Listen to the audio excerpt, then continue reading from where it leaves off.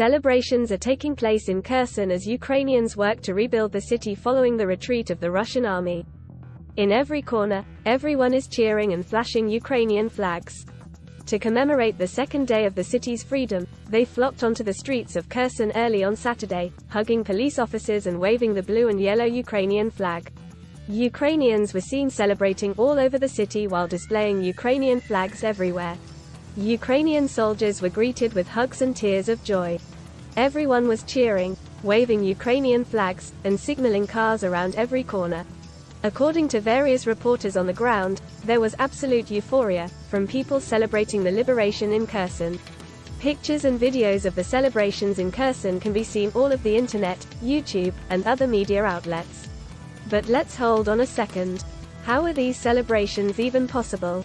As recently as late September, Vladimir Putin, his associates and other apologists just told the world that the citizens of Kherson had overwhelmingly voted to be part of Russia. In fact, we were told by the Kremlin that 87% of all of the citizens in Kherson voted to become part of Russia. The Kremlin even showed us videos of election workers supposedly counting the votes of Ukrainian citizens on TV. Now, if 87% of the citizens in Kherson truly voted to become part of Russia, then how do we explain all of these massive celebrations going on in Kherson right now?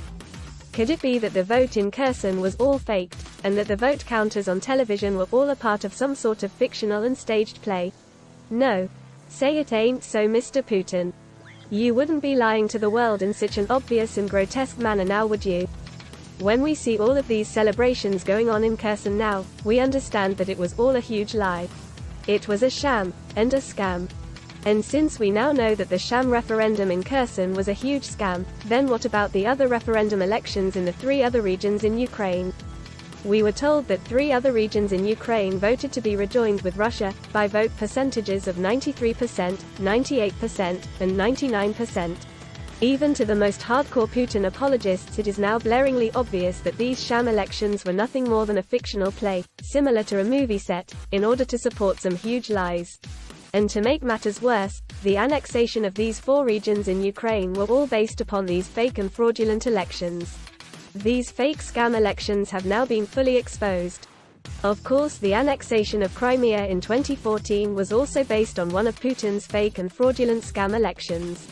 After seeing the images and videos of the liberation of Kherson, even the most gullible and hardened Putin apologists should never again try to justify these fake and fraudulent sham election referendums again.